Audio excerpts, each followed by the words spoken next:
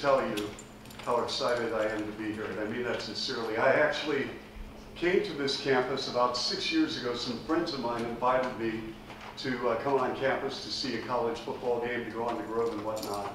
And I quickly fell in love with Oxford and the University of Mississippi, to the point when the Bulls would play the Grizzlies, the Memphis Grizzlies, an NBA team, and we would have a day off. I would rent a car and just drive around Oxford and the University of Mississippi. So when the dots connected and Will was very kind to extend an invitation to me, I greatly accepted.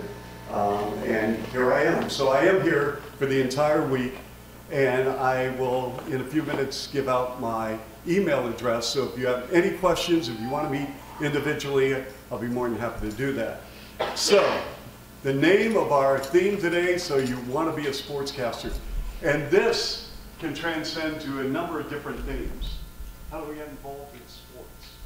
What do you have to do to become a sportscaster? How do you become a sportscaster? How much do sportscasters get paid? And more importantly, how do you get a job in sports? So we're going to talk about all that tonight, along with some themes and storylines about sports broadcasting. But this is not about me. This today is about you, and I mean that sincerely.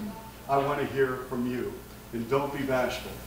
So the first picture, because this is a great story about getting into sports. This is a picture of myself Saturday night. The middle individual is John McDonough.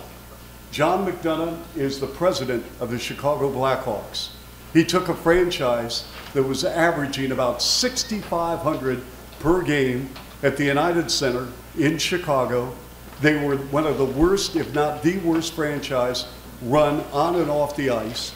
He left the Chicago Cubs as president of the team when the Tribune Company was sold to Tom Ricketts. And Rocky Wirtz, the owner of the Blackhawks, made him an offer he couldn't refuse. On the right is Jay Blunk. Jay was an intern of John's with the Cubs, and now he is the vice president of the team. John McDonough, president of the Chicago Blackhawks. Let's dial it back. I am doing a talk show in Chicago, and we're both the same age at that time, 25. He calls me up out of the blue and says, "You don't know me, I don't know you, other than listening on the radio. And I'm currently, working for a car leasing company, but I always wanted to get involved in sports. How do I do that?" I said, "Come on down to the radio station and let's talk about it." This is a true story. I'm not embellishing or fabricating one word. John McDonough, the individual in the middle, comes down. In those days, no cell phones, no social network, no mobile devices, no smartphones, nothing. We go to press guides, and press guides are such that every pro team has a press guide, bios on players, front office, addresses, phone numbers. Every team, soccer, basketball, baseball, hockey, football, you name it. He walks out of the radio station with a stack, literally, that looked like the New York or Chicago phone book, up to here. He writes everyone, no, no, no. Doesn't hear from the majority, except one team, right in the backyard of Chicago, a team called the Chicago Sting of the North American Soccer League. And coincidence? But I happen to be doing the play-by-play for the Chicago Sting, and the owner calls me up and says, I got this resume and letter from a guy by the name of John McDonough, and he has used you as a reference. We need people to sell tickets. We're doing okay, but we need more people in the ballparks. They were playing at Wrigley Field on the north side, and then Comiskey Park on the south side. This is a soccer team. I said, I really like this guy's spirit. Give it a try. He hires John McDonough. Within a year and a half, John McDonough becomes vice president of the Chicago Sting. And then, 2 years later, I'm in my apartment in Chicago, and the president of the Chicago Cubs calls me on a Tuesday night. Unbelievable. It was an 8-second conversation. Charlie, Jim Finks, who was the president of the Cubs. Charlie, Jim Finks, would you hire John McDonough? Mr. Finks, I think he's great. I would hire him. Thank you very much. Boom, hangs up. He's named vice president of the Cubs. From there, he succeeds to become the president of the Chicago Cubs. And now, that man in the middle will go into the Hockey Hall of Fame one day as a builder. All because he reached out and said, how do I get involved in sports? My job is okay, but I don't have passion. And we're going to talk about passion. And that brings us to what happened Friday night in Baltimore. I'm on the left, Steve Stone, former Cy Young Award winner of the Orioles, pitched for the Cubs, the Sox, the Giants. There in the background is Camden Yards. And there I am. 2.5 weeks ago, I get a call. And they said, our regular announcer, Jason Benetti, who does ESPN work, has a football game in Memphis on a Friday night. We need you to substitute. So there I am. Nice, shiny, bald head. And so I'm thinking, I haven't done a baseball game in 2 years when I filled in for another announcer with the White Sox. So now I'm saying, okay, I know a little bit about the White Sox, but I know nothing other than Baltimore, and the Orioles are really struggling. So what did I do? I thought, okay, you have to prepare. You've got to get it done. I went back to the library of Major League Baseball, and I saw, prior to this game Friday night, the last 23 games of the Baltimore Orioles. Every pitch, every hit, every out. 23 straight games. I saw every game live on television through the app the last 2 weeks. Prior to that, I saw their last 2 weeks prior to the opportunity when I first learned that I would be doing the games. 23 straight Baltimore Oriole games. And a lot of people are saying, well, isn't that overkill? What are you doing? Because I wanted to gather as much information and as many nuggets of trivia in the event we had a blowout ball game. And it's never easy to call a game. So I want to preface this. It's never easy to call a game. But when a game is close and it's competitive, the game tells the story. But when it's a blowout or it's 7-1 in the 6th inning, 7th inning of play, and by no means is the game over, but you have to start reaching deep in the bag of information. So Friday night, I'm in Baltimore. The next night, I was at that dinner with John McDonough, and it celebrated his career. So now, we're going to go with a highlight. And let me make sure that we can listen to this. Yep, I'm going to tune it up a little bit. So my career started as a young boy growing up in Norfolk, Virginia. My father was a decorated naval officer. We transferred to Seattle. He dies unexpectedly. I'm in the 6th grade.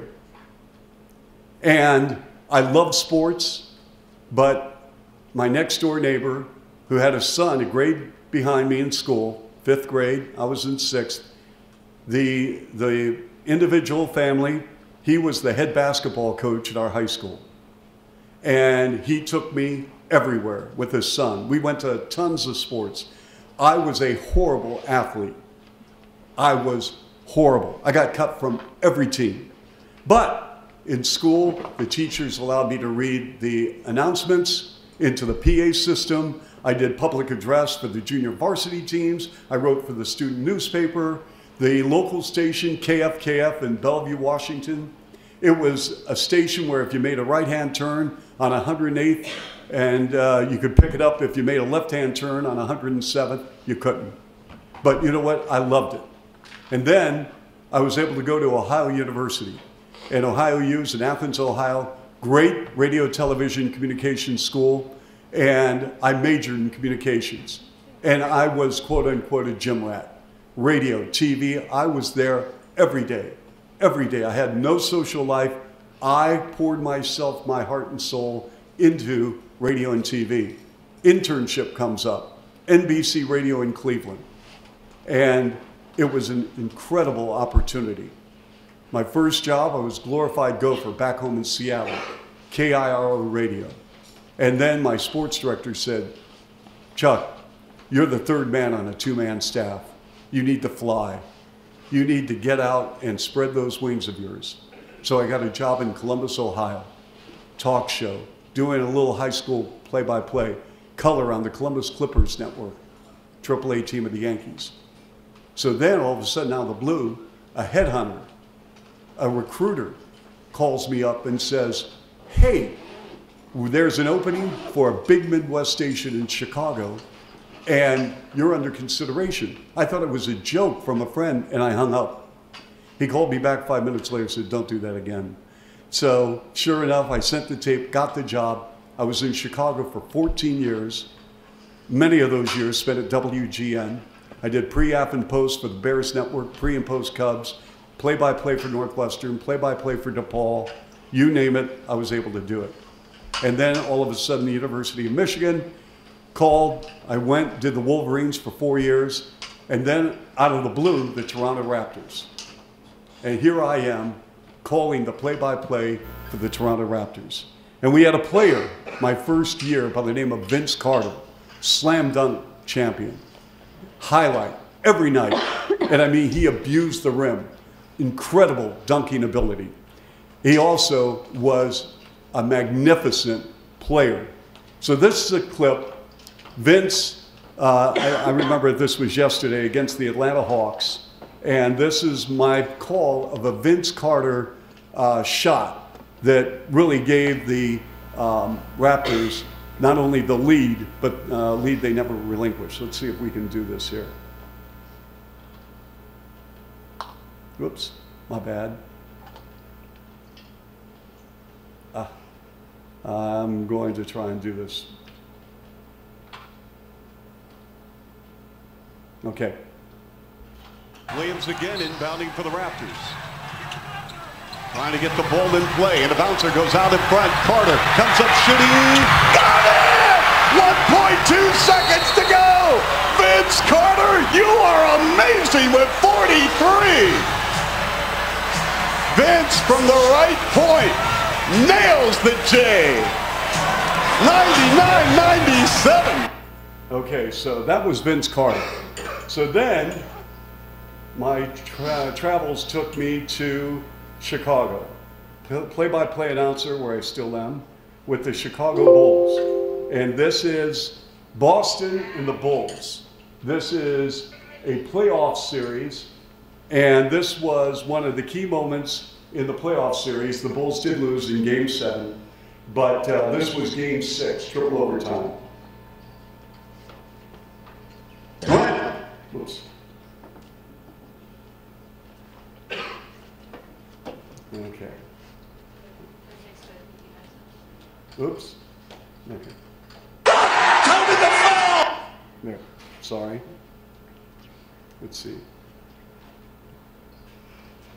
I am not doing too well with this. To Paul Pierce. Stop and go. Okay. Deborah, I may need you here. Okay.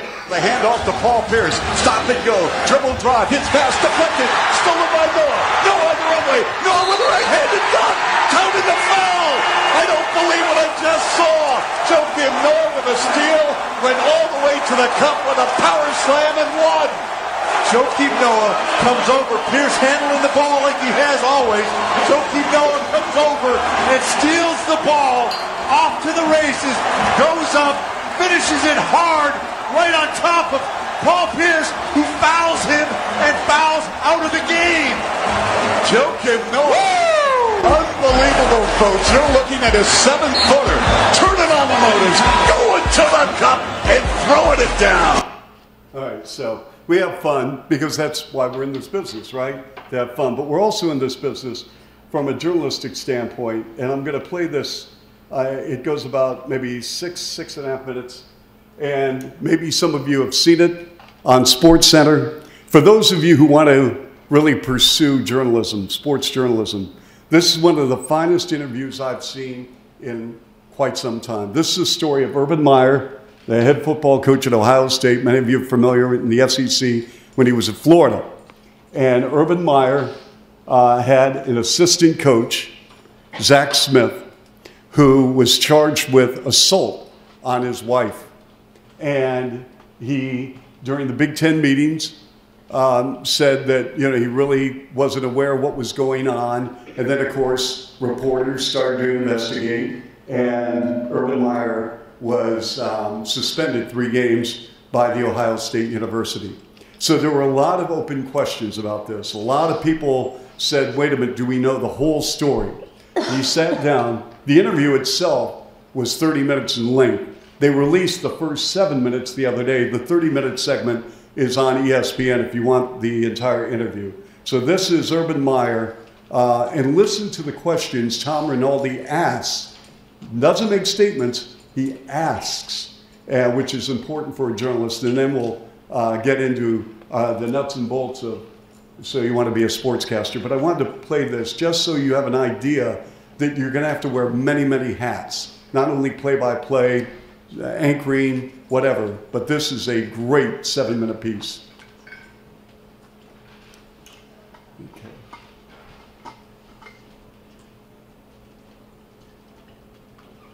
When I say the name Courtney Smith, what comes to mind? Extremely difficult situation, a very troubled marriage, a situation that I wish I had known more, I wish I had known more. Why didn't you know more?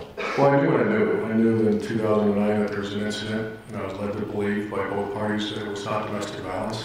2009, while you were in Florida, Zach Smith was arrested by the Gainesville Police Department after he, quote, allegedly picked up his wife and threw her against a wall. This is in the investigation's findings. What did you do about the arrest? I believe it was the next day I found out about it, and both parties came to see me. I asked about it, and I was told it was not domestic violence, that she was very upset with him for drinking. Who told you that? I believe both of them did.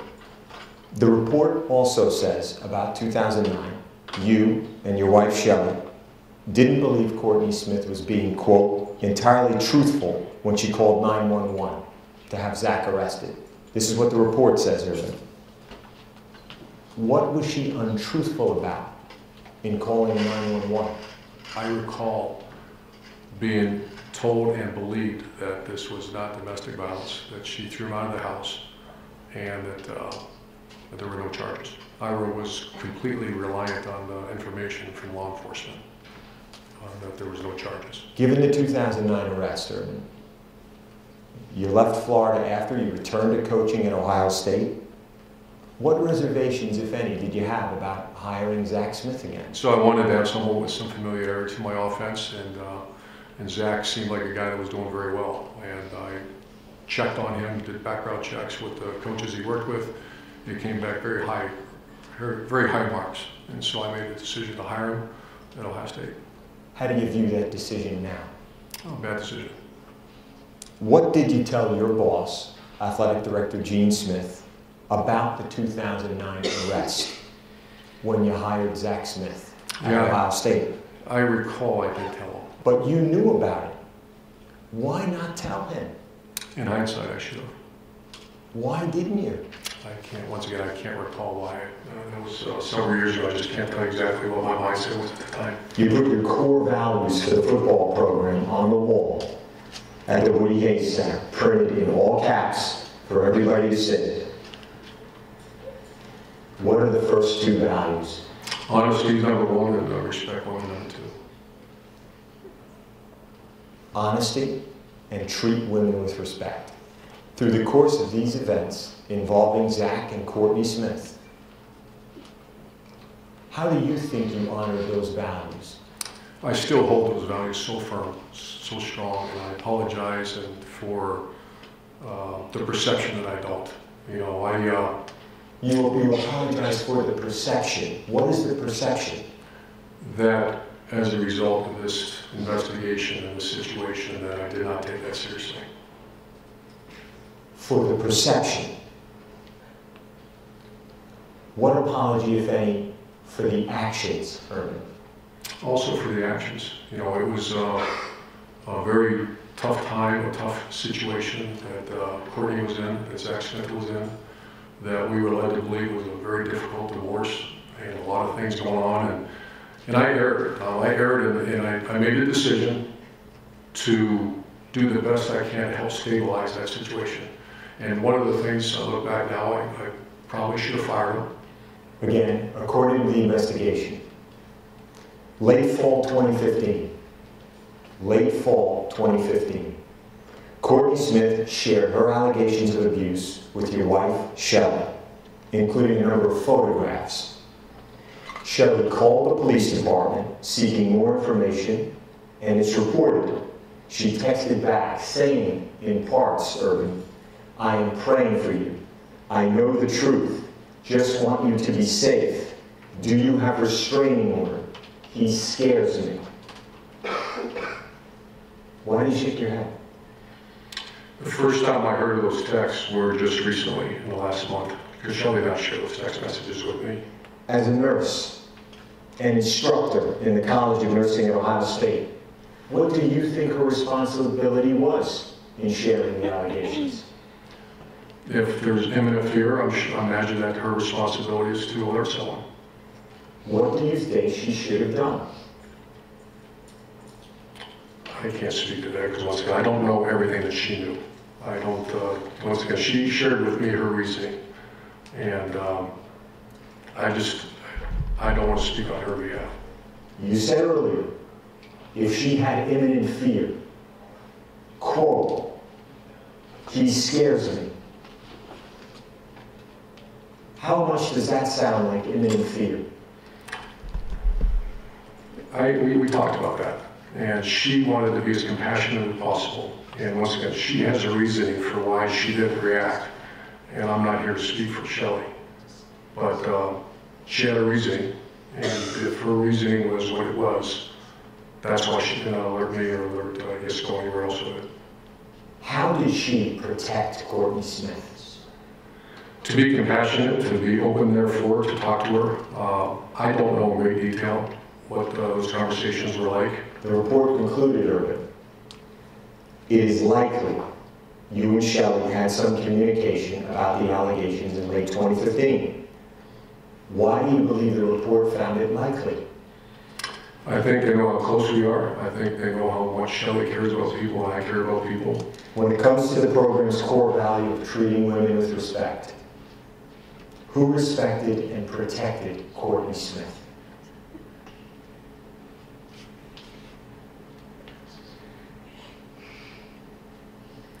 Oh, that's a tough question. Now that all the information's out, now that I've learned more, if by firing at the time, sever that relationship, and I see these two young kids, that's, and that's the way I've always thought. How do you help stabilize something? And at the time, I thought I was doing the right thing. Okay, so that's pretty powerful, right? So I hope that when you want to go into sports broadcasting, you understand that, you know what, it's a venue that you're going to have to deal with some really hard subjects and really, really sensitive matters. Okay? So I hope you download this interview. This reporter did a fantastic job listening, asking follow-up questions. He stayed on topic, right? He didn't go from here to here to here to here. He stayed on topic. He was very, very prepared. So let's go now to some of the things in sportscasting. And I want to hear from you. So just raise your hand, identify with your name, maybe where you're from. What motivates you to enter the business? What motivates you to enter the business of sports broadcasting? Why do you want to get into sports broadcasting? Anyone? Yes. Because getting paid to talk about sports and to watch sports seems like, well, first of all, it doesn't really seem like a job because it's just so much fun. Okay. Getting paid. I guess that's the best kind of job, is to just do what you love without it feeling like a job. Okay. Getting paid. We're going to talk about that in a moment. Yes. I've always liked sports. It's kind of thing me and my dad have together, and female in the sports, and I think would be really cool. Okay, so here we have two matters that we're going to discuss. Pay. Okay, number one, and this is, I'm speaking from the heart because a number of us are well paid, and I appreciate that. But you never go into, in this case, sports broadcasting or anything for the dollars and cents, because you're going to start at the bottom, and I mean the bottom, and you're going to have to work your way up, and you get some breaks along the way, but those things always take care of itself regarding money. Now, you're right. You want to select a position, whether it's sports broadcasting, whatever you do in life, you find a passion and you follow that lead. But if you go into sports broadcasting saying, well, these guys make a lot of money, and I'm seeing what kind of suits they wear, or boy, the travel, and boy, it's awesome, you're going to be sorely disappointed, because a lot of times it doesn't work out that way when you're expecting X number of dollars and you're just getting through the week. So understand from the get-go, it's not going to be about money, not initially, and maybe not for a while. And I can tell you firsthand, my first job, now again, I'm dating myself, this is a number of years ago, but my first job, I was eating at McDonald's, like probably 4 times a week. I would get a pizza, and that would be my dinner a couple times a week. I would go to a Chinese restaurant and get takeout, save a couple times a week. But you know what? I was determined that I wanted to be a sportscaster, and the money was irrelevant at the time. I wanted to get my foot in the door. Women in sports broadcasting, excellent point. Here's the story. This is a great, great opportunity for women now in sports. But once you walk in that door, it doesn't matter if you're a woman, if you're a man, what religion, what color of skin, anything, you have to bring it. You have to bring it. Because you can have a contact that maybe can, take your journey into a job, but once that door is closed and they say, okay, now you work, you have to work. There's no substitute than hard work. None. So I think it's a great opportunity for men and women in our business, the digital world, radio, television, everything. But the bottom line is, once you're given that opportunity, you got to produce. It's almost like that of a ball player. A ball player will work and work and work, but at the end of the day, you know what? You've been given that opportunity, you got to produce. The second point, love of sports, play-by-play, the adrenaline rush, reporting, and money. Okay, we talked about a little about the money. Love of sports. A lot of times people say, I really love sports. Okay, and that's great. You love sports because you have to love it. Okay, but when you say you love sports, are you willing to say, all right, I've been assigned to cover a volleyball game, and I really don't know much about volleyball. I don't understand the rules. I don't understand how you keep score. Let me ask you, let's say you're assigned to an Ole Miss volleyball game, a match, and they say you're covering it, and you really don't know that much about it. What are some of the steps you're going to do and take? Can anyone answer? Watch previous matches. Watch previous matches. Okay, that's good. Anyone else? I'm sorry? Read the rule book. Very important.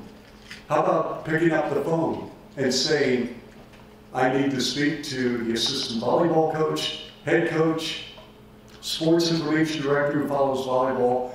I need to gain information. And you know what? They'll be more than happy to help. Hey, I've been assigned to cover the Ole Miss Auburn volleyball match, and this is going to be my first break, and I really don't know a lot about it, so can you help me? Do you have videotape of your last 3, 4, 5 matches so I can see? Can you go over some of the rules? Can you help me understand the scoring?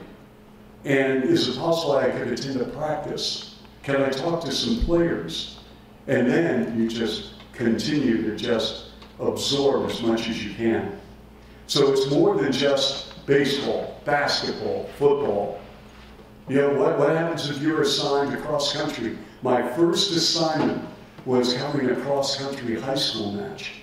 I had never covered a high school match. I didn't even know that much about cross country. But the basic elements that get back to the foundation of the staples of journalism, you know, what, where, why, how, all those things. And then you start building a base. Play-by-play. How many want to get in the play-by-play or be an analyst in the booth for a game? Okay? A few. Play-by-play, unbelievable. It's the biggest rush I've ever had. Calling an NBA game, calling the University of Michigan or DePaul, when DePaul is in the top 5 every year, it's a feeling that you cannot describe. I've also done sports talk, and I've done morning drive sports, and there's no dichotomy in the amount of preparation for any of those elements. So when you say, I want to do this, I want to do that, that's great, but if your first job is not that, you still have to bring it. And I mean that sincerely. All right, where does one start? Never limit yourself. You read, you write, you absorb. So where does one start? How do you get your first job? Has that gone through your mind at all when you're sitting in class and your brain takes you somewhere and you're saying to yourself, how do I get my first break? Where do I start? I really don't know anyone in radio and television. Well, you know me now. That's one. You network. And when I say network, when the SEC network comes through Oxford, you find out who the broadcasters are ahead of time, and you say, boy, I'd love to meet that person. And it doesn't matter if it's football, basketball, baseball, volleyball, anything.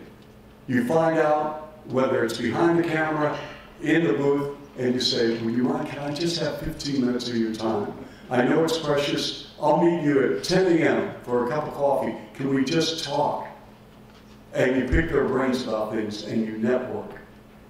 And then you write a thank you note. And I tell people all the time, and I remind myself, and when I go back to my hotel tonight, I'm writing thank you notes for the game in Baltimore. I'm writing the Orioles for their hospitality because they helped me out with their media relations staff. You take thank you notes. And you go to CVS and you buy thank you cards. You get stamps and you write a handwritten note. Dear Miss Doe, dear Mr. Smith, thank you so much for your time last week or 2 days ago for sitting down with me. I greatly appreciate it.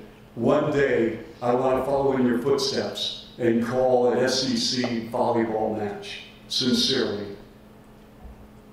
Because you know what that tells you? It tells you, number one, that you really have a caring heart. Number two, you had to make the effort to go to CVS and buy thank you notes. You also had to buy stamps. You also had to sit down and actually write a thank you note. Literally, write a thank you note. And then you had to find a mailbox somewhere and put that note in. And trust me when I say this, it means a lot to people when they get a handwritten thank you note. Very important.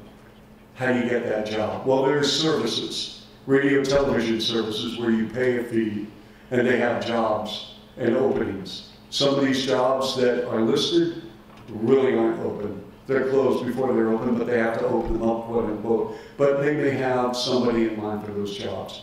You keep persevering. You never, ever, ever give up. When I was doing my internship, the news director at NBC told me I would never make it. Didn't like my voice, said go behind the mic and the camera rather. And you know what, that would have been fine. Because to me, I respect everyone. It doesn't matter if they're on the air, off the air, whatever they do, I respect that position because we need that position in our industry. So this isn't an ego trip. It's not about ego. It's about the volume of work that everyone is putting forth. But never, ever give up. You're going to get rejected, and rejection is a part of our industry. And you've got to develop a thick skin that you don't take it personally. I was rejected time and time and time again. It only takes one person to believe in you. And once that one person says, hey, we need somebody like you, then it's up to you. It is up to you. And that's why you have to bring it every day. Not 3 days a week, not 4 days a week. You bring it every day. And when someone says, I need you as an associate director for this game, and we need to have our schedule, we need you there at 10 in the morning, you don't arrive at 10 in the morning. You get there at 9. And I don't care if you're having a cup of coffee and just sitting by yourself, you get there early. Please. All these things people notice. People notice. I'll give you an example. My son, who's with the Portland Trailblazers, he went to UNLV because I knew they had a basketball coach, but he was a basketball manager. He didn't play, he was a manager.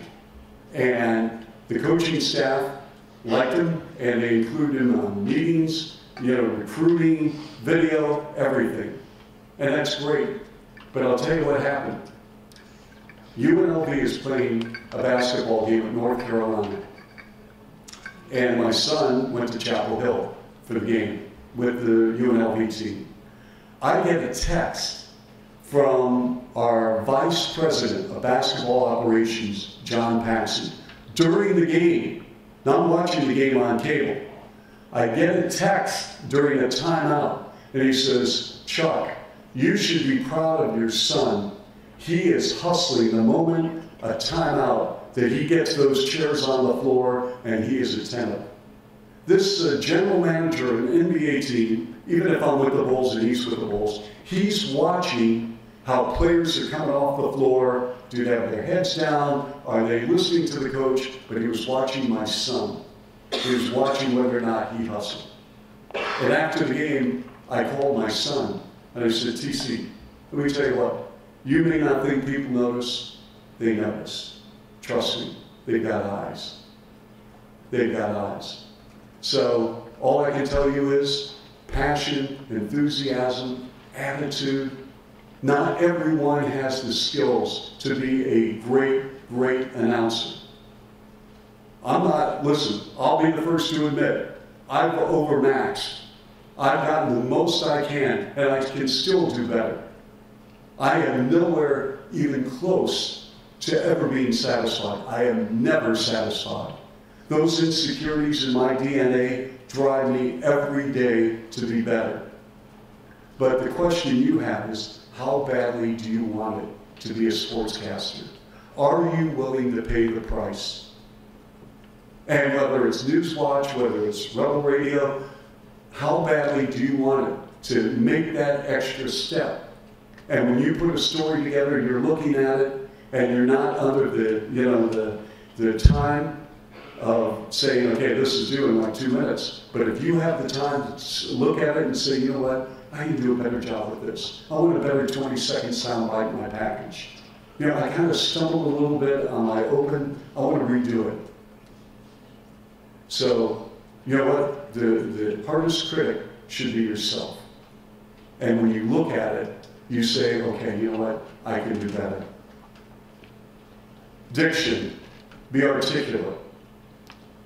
I received some of the best advice I ever received when I was doing my internship. And the news director of NBC, the same man, by the way, who told me I'd never make it, but to be fair to him, he did tell me, he said, you know what, I want you to read Churchill. Okay, read Churchill, why? Because he was a master in his vocabulary. He knew how to use it, and use it well. And what's become a lost art, and I am not, listen, I've got 3 children in their 20s, and I'm trying to get them to read long form. Everything is now social media, Twitter, everything, and I'm on Twitter, I'm on Facebook, I'm on Instagram, I'm on all that stuff. But I still like to read long form. Because, again, it pushes me. I want to learn a new word, or 2, or 3, every week and incorporate that in my broadcast. If there is a reason to incorporate, I'm not just throwing a word out for the sake of throwing it in. But all I'm telling you is learn to elocute and learn to be articulate. And there are plenty of professors here, plenty of opportunities to work on your diction. And I suggest that you work on that because I think it's very, very important. Well, how much time do we have left? Just about 15 minutes or so? Okay. And I do want to hear from you, but I just want to quickly go down. We talked about attitude, passion, desire. Extremely important. I can't begin to tell you, whether it's sports broadcasting or any other field, have a great attitude. Be polite. Be kind. Have empathy. Show compassion. Show forgiveness. But I can tell you something. When I was starting off as a kid, one thing my parents really drilled in me, just, you know what, be kind, be considerate, and always have a great attitude. Are there days when you don't feel like, hey, you know what? Sure. But at the end of the day, you want to make sure and understand that, listen, we're all in this thing together. That desire to succeed, the right attitude, the dedication. And again, it comes down to you. How badly do you want it? How badly do you want to make sports broadcasting your career? And one thing I'll say this, I mentor a lot of people, young people just like yourselves. Some are doing extremely well, some have hit the wall, some have hit a bump in the road, whatever, but there's one constant thing, and that is, hey, am I willing to pay the price? I'm in Mobile, Alabama. I'm in Tacoma, Washington. I'm in Pensacola, Florida. I've been at this job for a couple of years. What am I doing? Where am I going? And I always tell them, only you can answer that, but I'll tell you what. If you stay with it and you improve, it'll happen. Now, breaks part of it? Absolutely. Timing? Absolutely. But if you want it, you're going to succeed. And it may not be, you know, Chicago, New York, Boston, DC, San Francisco overnight. But if you really apply yourself and have that skill set, you're going to make it. You will make it. But in large part because of how badly you want it. Okay. Internships. I think internships, along with networking, the email, reach out, everything. Internships. Unbelievable. If you got a chance for an internship, go, do it. You network with people, you have an opportunity to meet people that have been there, done that. Without my internship at NBC, I met so many people that I still stay in touch today. The broadcaster, 30 years for the Cleveland Cavaliers, Joe Tate, he's in the Basketball Hall of Fame. I was at his house almost every day before I went to work, picking his brains. How do you keep score while you're calling a game? What do you do for prep work when you don't know who's playing that night in a high school game? How do you call a high school game when the first time your eye sets on a player, they're wearing number 15 and you thought they were wearing number 32? What do you do? How do you handle that? All the stress that goes into it. I learned that from this man because I happened to be in an internship. So it's really, really important. Network as much as you can. You're at a great school, a great school. This communication journalism program is getting better and better. And I'm not patronizing, you know, Dean Norton because he does a fantastic job. But all I'm telling you is this school has a great reputation. And the sky's the limit for Ole Miss. I'm telling you, take advantage of what this university has to offer. Any questions in the final few minutes that we have? Because I'm going to, I'm going to try and, there. That's my email address. You can write it down, take a picture of it, whatever the case you want. I will get back to you. I'm 24/7. I get back to people immediately. If they call and I'm busy, you get a return call. You send me an email, you'll get a response back. And if you have any questions, please, toss it at me. There's no such thing as a question where you go, I can't ask that, I'm embarrassed. No, I sat in those chairs, and I love questions or statements. So, anyone? Yes? Vince Carter or Derek Rose? Vince Carter, who? Or Derek Rose, it was more fun to commentate. Wow. Well, I mean, Derek's career kind of fizzled out because of the ACL. Vince had knee issues about his third or fourth year in the league, but Vince is going on his 21st year. So even though Derek was the youngest player ever to win MVP, and my heart goes out to him because he was such a phenomenal talent, I would say Vince Carter. Yes? Do you do any voice warm-ups? Ah, good question. How do you take care of your voice? Okay, this is not the name drop here, but when Vin Scully, legendary baseball broadcaster for the Dodgers, okay, he just retired a couple of years ago at 88, and a great storyteller, Hall of Famer, probably the greatest baseball announcer we've ever seen and will see. So this is like 25 years ago or whatever, at WGN in Chicago, and before he, kind of just backed out of doing games in the Midwest and East, he was at Wrigley Field.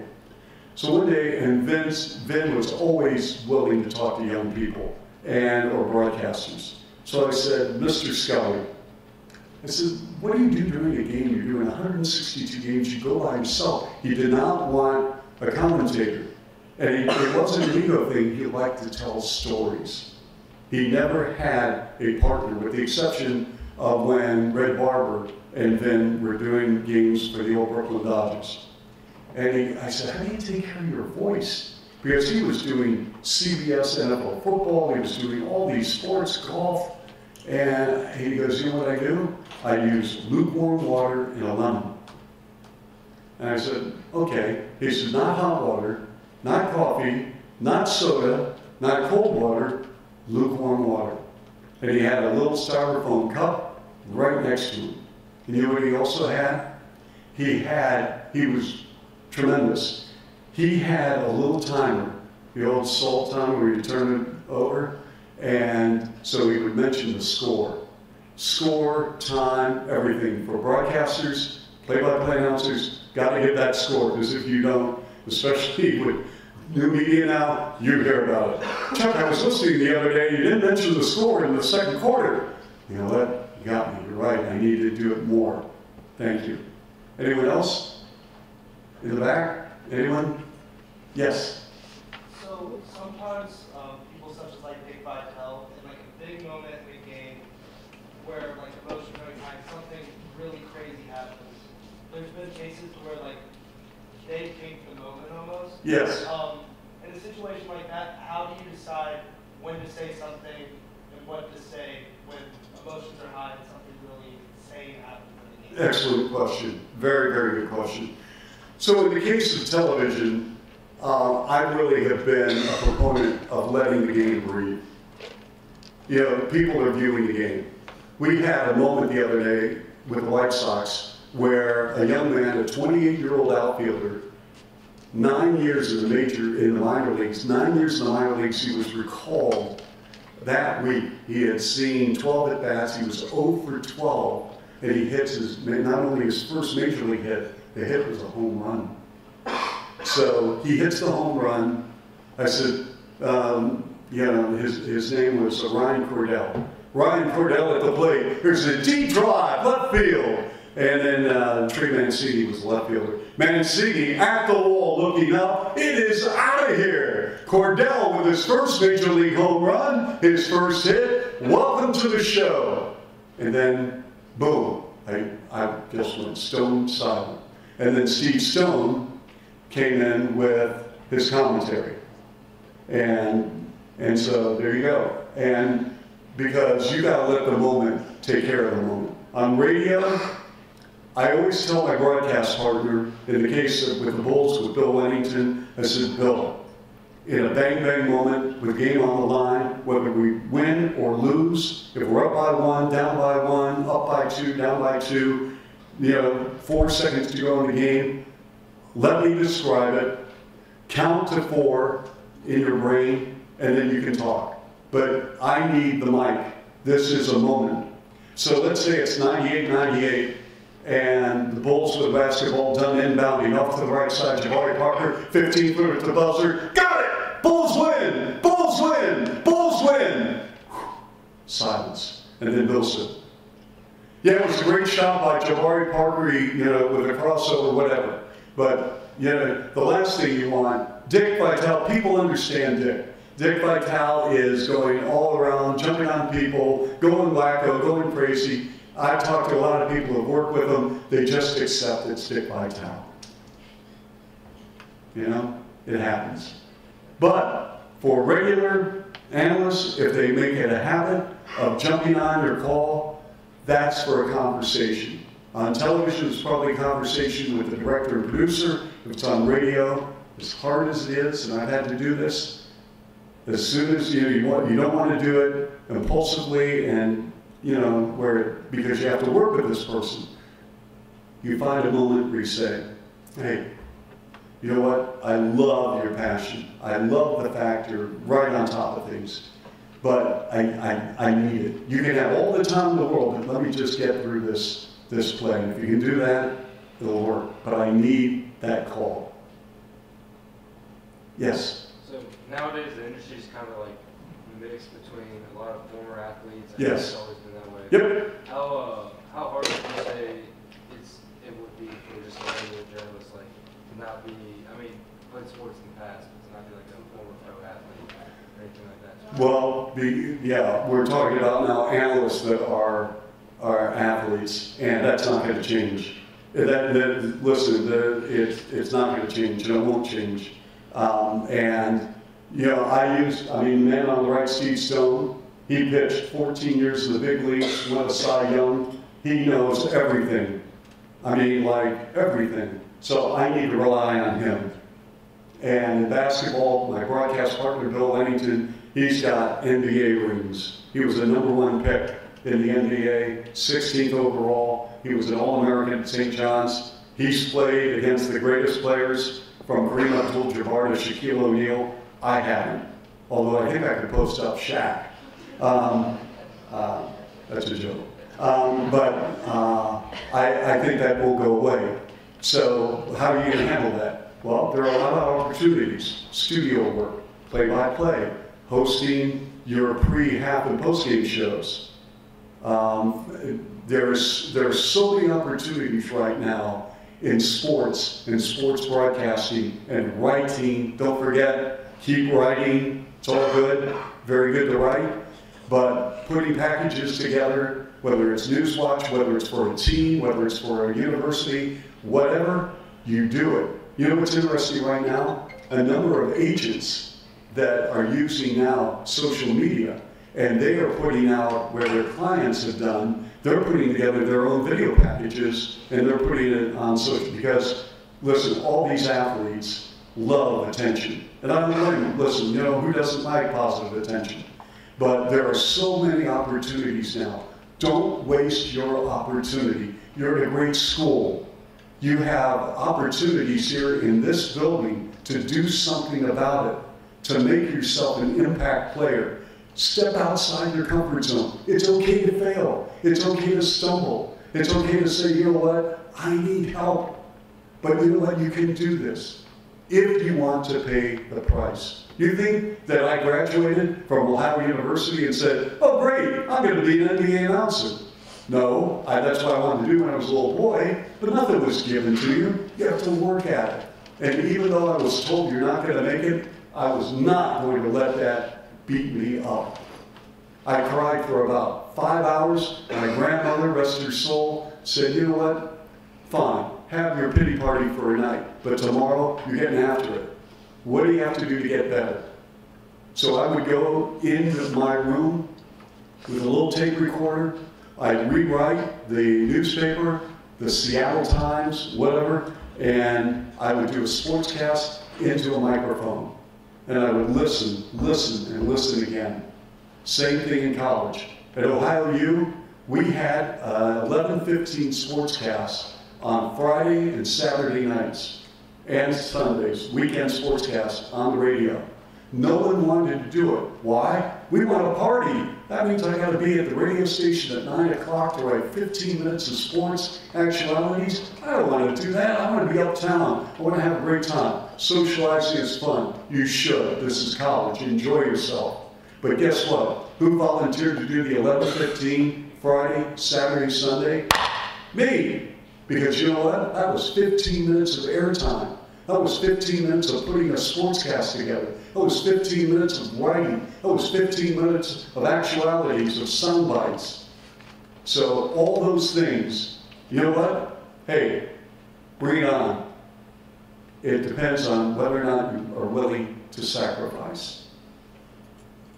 I know we're probably running a little over time, so maybe a couple more minutes. Anyone else? We have time. Yes. What is like one of the biggest challenges you face like as a broadcaster, and like how did you overcome it? Awesome. Great question. Obstacles. Well, look at me.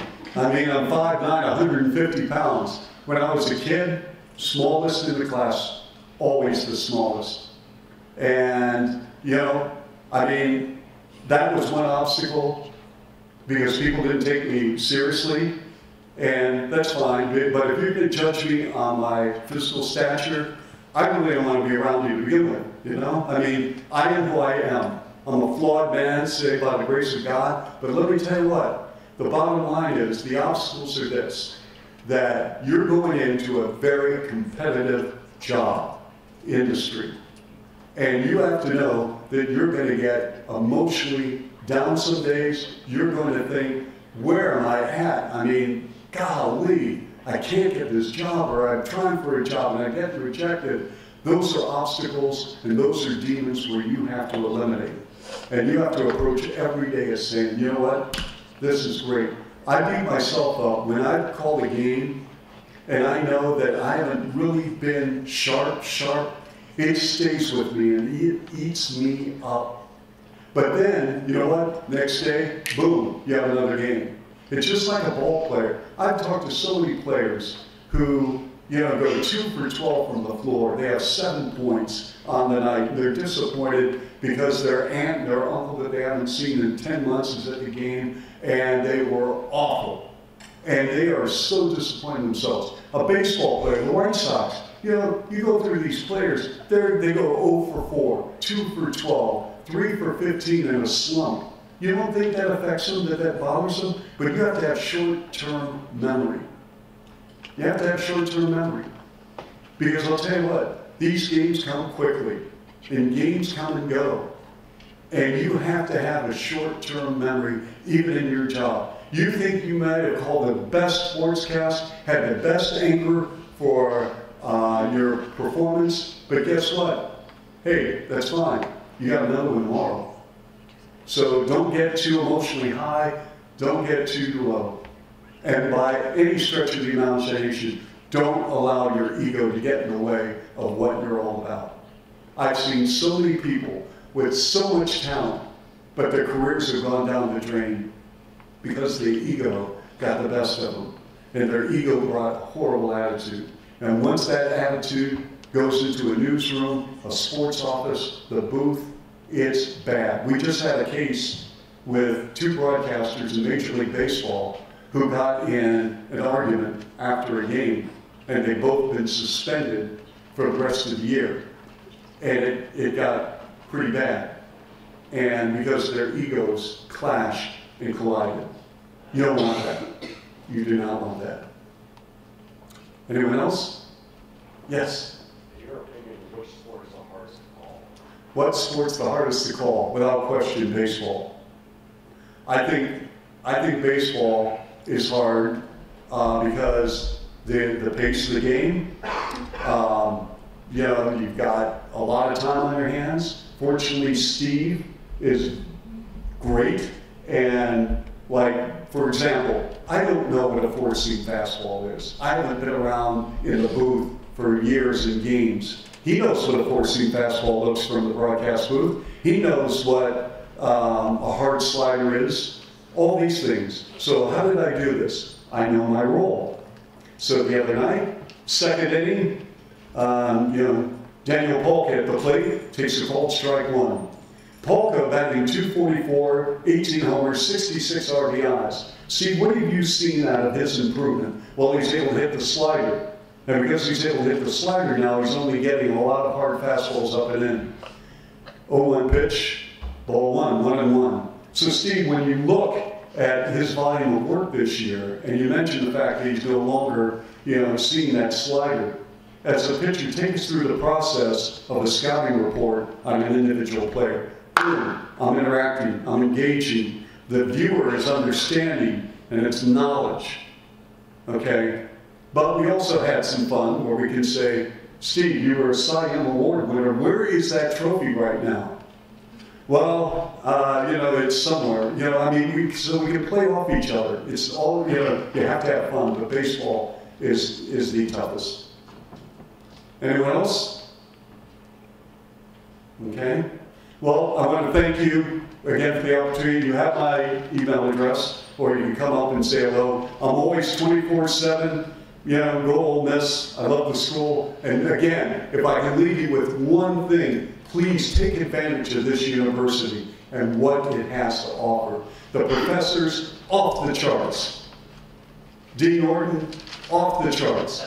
And trust me, take advantage. And you know what? Just bring that attitude, bring that passion, bring that excitement for what you want out of your lives and careers, and you will make it. Okay? You will. Thank you very much.